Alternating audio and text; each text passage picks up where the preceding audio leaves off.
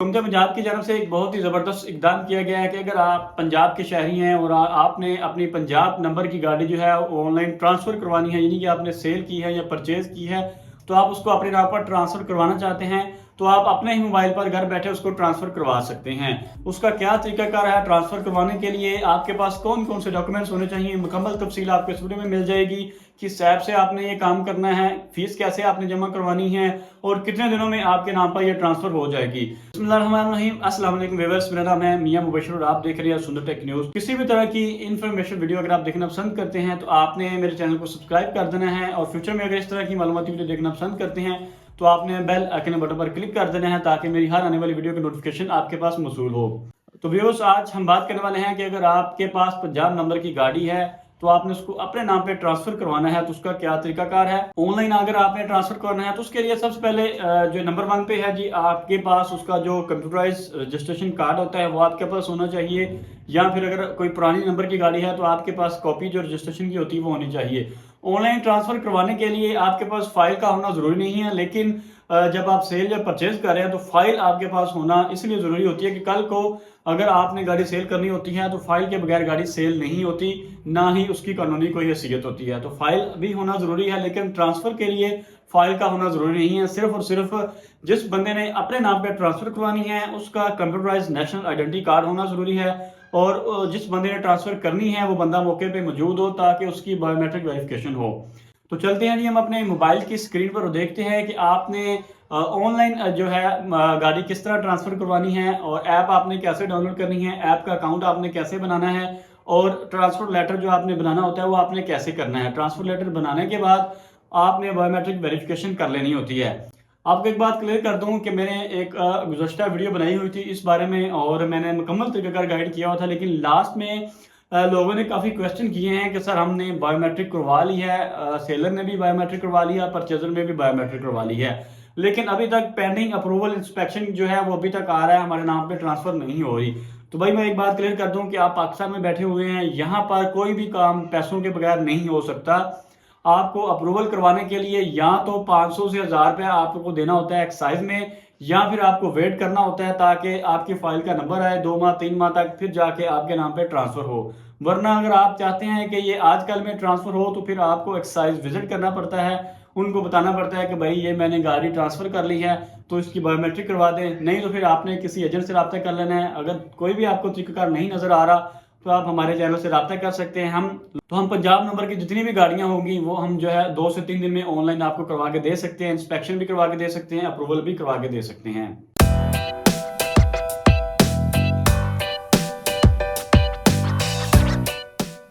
हम आ गए हैं अपने मोबाइल की स्क्रीन पे। तो आपने सबसे पहले क्या करना है कि आपने अपने प्ले स्टोर से या ऐप स्टोर से गवर्नमेंट ऑफ पंजाब की ई पे पंजाब एप्लीकेशन है, आपने उसको डाउनलोड कर लेना है। अगर आप अपने ही मोबाइल पर अपनी गाड़ी को ट्रांसफ़र करवाना चाहते हैं, अपने नाम पे चेंज करवाना चाहते हैं उसकी ओनरशिप को, तो आपने यहाँ पर ई पे पंजाब की जो एप्लीकेशन होगी वो सर्च कर लेनी है। तो सबसे ऊपर आ गया जी ई पे पंजाब, आप इसको ओपन करें।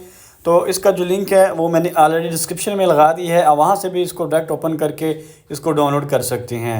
मैंने इसको ऑलरेडी डाउनलोड करके रखा हुआ है, आपने सिर्फ जस्ट इसको डाउनलोड करना है। डाउनलोड करने के बाद आपने ओपन कर देना है।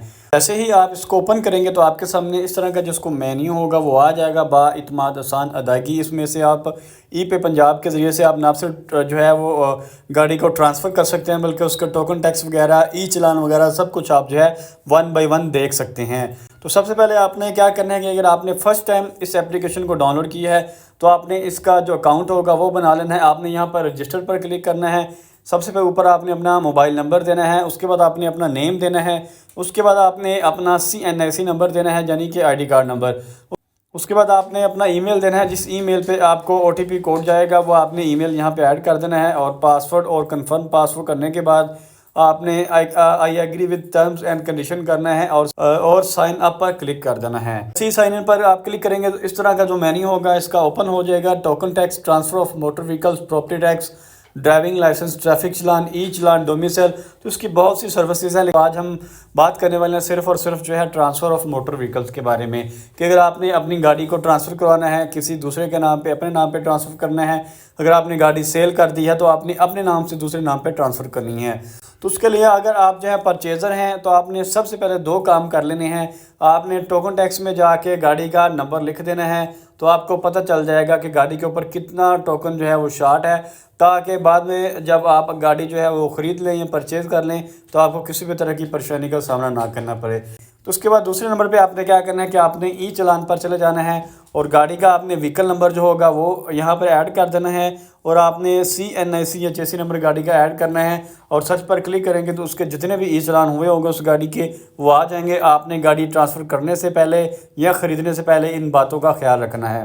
तो जी व्यूअर्स, सबसे पहले अब आपने यहाँ पर ट्रांसफ़र ऑफ मोटर व्हीकल्स पर क्लिक कर देना है। यहाँ पर इसका जो मेन्यू होगा वो ओपन हो जाएगा। यहाँ पे आपने जो व्हीकल परचेज़ की है आपने उसका नंबर जो होगा वो यहाँ पे ऐड कर देना है।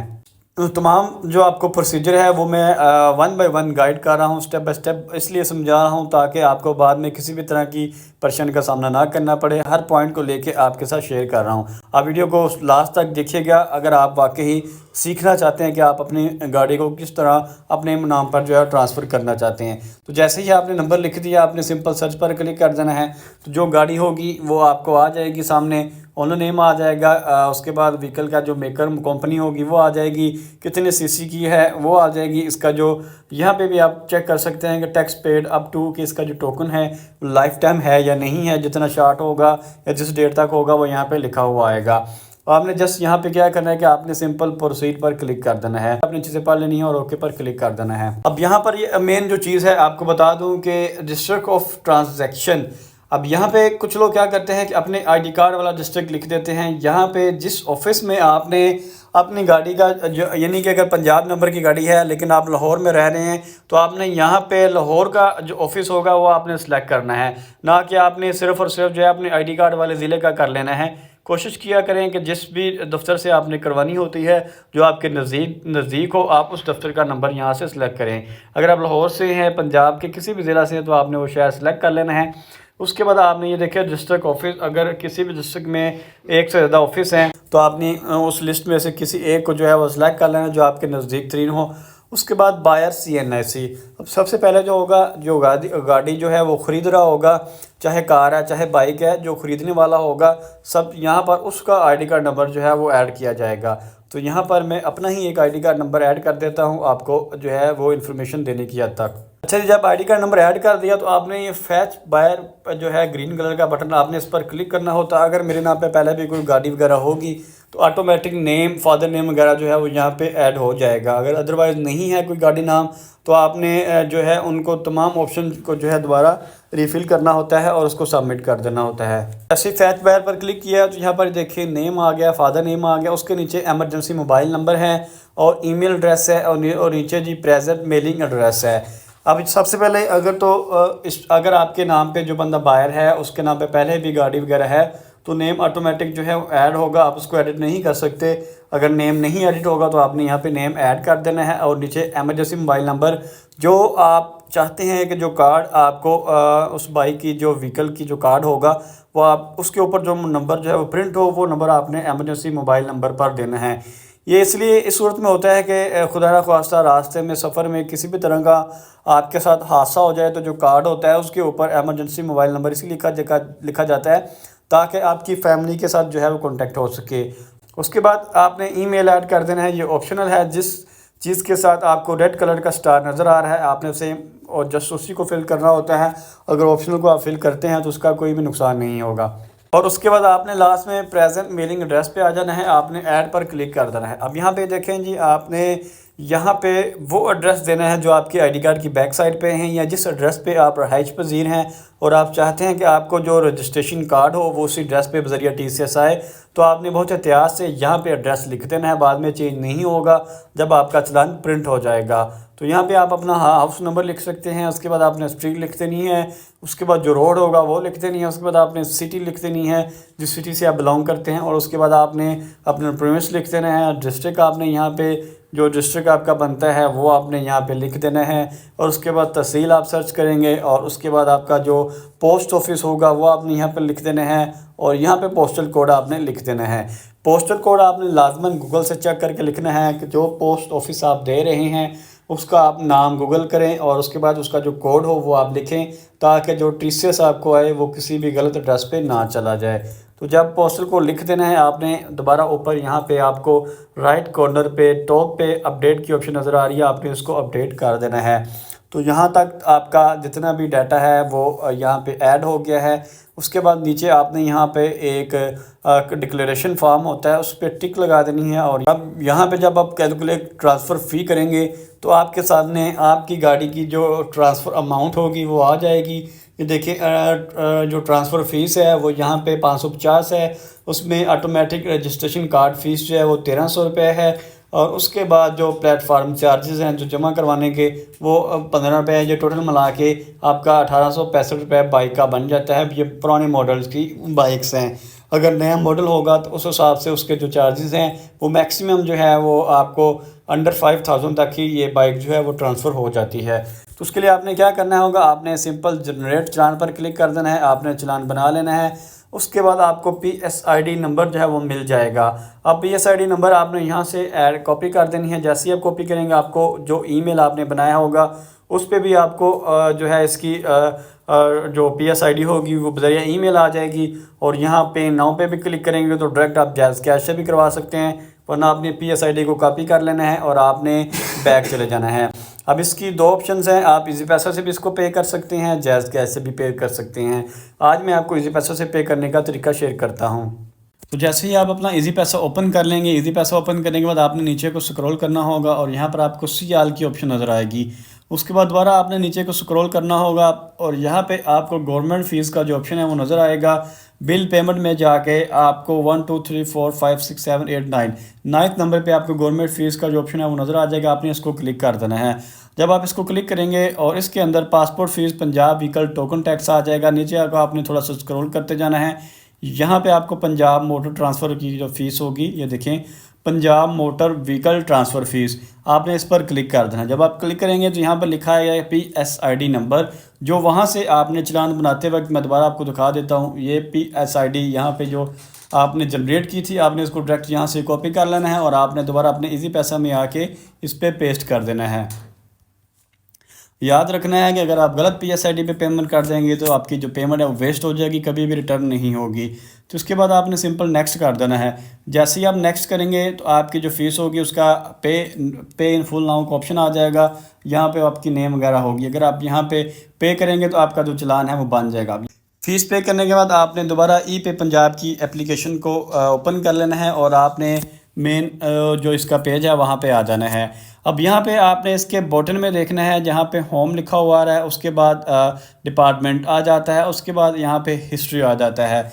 हिस्ट्री का मतलब है जो ड्यू टैक्स है और पे टैक्स है। आपने ड्यू टैक्स और पे टैक्स को आपने ओपन कर देना है, और यहाँ पे देखना है जी ट्रांसफ़र ऑफ मोटर, तो हमने इसकी फ़ीस पे की होगी वो यहाँ पे आपको नज़र आ जाएगी, और अमाउंट पेड आ जाएगा। अब आपने यहाँ पे आके गेट रिसिप्ट कर देना है।